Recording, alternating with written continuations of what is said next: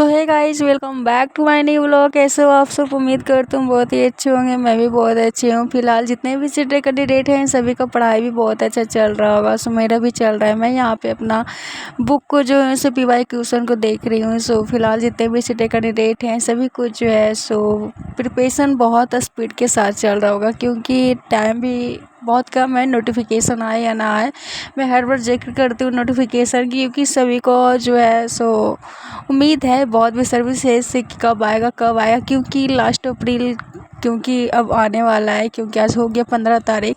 तो इस तरीके से सभी को उम्मीद रहता है कि जितना जल्दी हो सके फॉर्म फिल करें, क्योंकि सभी को लगता है कि फॉर्म फिल करने के बाद ना एक मेरा ये हो जाता है कि मुझे फॉर्म फिल किया है तो मैंने अपना स्टडी जो भी नहीं भी किए होंगे ना उनको भी स्टार्ट करना होगा। तो सभी को इंतज़ार है, लेकिन जो पहले से कंटिन्यू कर रहे हैं उनको भी जो है सो कंटिन्यू स्टडी रखना ही चाहिए। जैसे मैं बहुत दिन से पढ़ाई कर रही हूँ, जैसे जब भी टाइम मिलता है, बीच बीच में फेस्टिवल भी आते हैं, बीच बीच में कुछ काम में बिजी भी हो जाते हूँ, लेकिन स्टडी को नहीं छोड़ना चाहिए, क्योंकि ये आपका बहुत इंपॉर्टेंट पार्ट होता है। अगर आपने लाइफ में कुछ करने को रखा है तो वह आपको कंटिन्यू करना ही पड़ेगा, चाहे आप जॉब से रिलेटेड हो, चाहे आप हाउसवाइफ हो, चाहे जो भी हो, जो भी करते होंगे। सो सारे लोग को अपना कंटिन्यू करते होंगे। सो फिलहाल हम बात करेंगे कि आपको हिंदी टॉपिक्स को कैसे आपको कवर करना है अपने अंदर, क्योंकि होता है ना कि हम सिलेबस के साथ अपना स्टडी करते हैं, लेकिन उसको कैसे पढ़ना है, किस तरीके से, क्योंकि उसमें जो फर्स्ट बार एग्ज़ाम दे रहे हैं उनको नहीं पता होता है कि उसमें क्या क्या आते हैं, कौन कौन टॉपिक्स आते हैं, क्योंकि कुछ उसमें बेसिक भी रहता है। तो वो टॉपिक्स में हम बात करेंगे। देख सकते हैं यहाँ पर मेरा पेपर क्वेश्चन है और उसी को मैं एक एक करके सॉल्व कर रही हूँ। सो फिलहाल अब जितने भी सीटेड कैंडिडेट हैं जो पहली बार मेरे चैनल को विजिट कर रहे हैं ज़रूर सब्सक्राइब कीजिएगा, ताकि मैं जो भी न्यू भी अपडेट मैं अपना सेल्फ स्टडी से जो भी इन्वॉल्व करती हूँ स्टडी वो मैं आप लोग के साथ शेयर कर सकूँ। सो फिलहाल यहाँ पे मैं अपना ड्यूटी पे स्टडी कर रही हूँ। सो जितने भी मुझे डेली विजिट करते होंगे पता ही होगी कि मैं जॉब भी करती हूँ। सो मुझे जब भी वहाँ पे टाइम मिलता है तो मैं अपना स्टडी को वहाँ पे कंटिन्यू करती हूँ। सो घर में भी पढ़ाई करती हूँ और वहाँ पे भी करती हूँ। उधर वहाँ पे मैं लमसम जैसे जैसे नज़दीक आ रहा है ना दिन सीटेट का एग्ज़ाम के लिए, तो उस तरीके से मैं अपना स्पीड को जो है सो कंटिन्यू करते ना चाह रही हूँ, क्योंकि वक्त बहुत कम है और नोटिफिकेशन तो आएगा ही। सो फिलहाल आपका ये भी कल एक पता नहीं फेक न्यूज़ था कि रियल था, को यूट्यूब पे पूरा दिखा रहा था कि 6 जुलाई को जो है सो नोटिफिकेशन जारी कर दिया गया। तो अभी नोटिफिकेशन भी नहीं आया फॉर्म फिल करने का, और एग्ज़ाम का नोटिफिकेशन कैसे आ सकता है। कुछ फेक भी होते हैं लेकिन उसको हम लोग रियल मान लेते हैं। तो खैर छोड़ो, ये सब तो होते ही रहता है।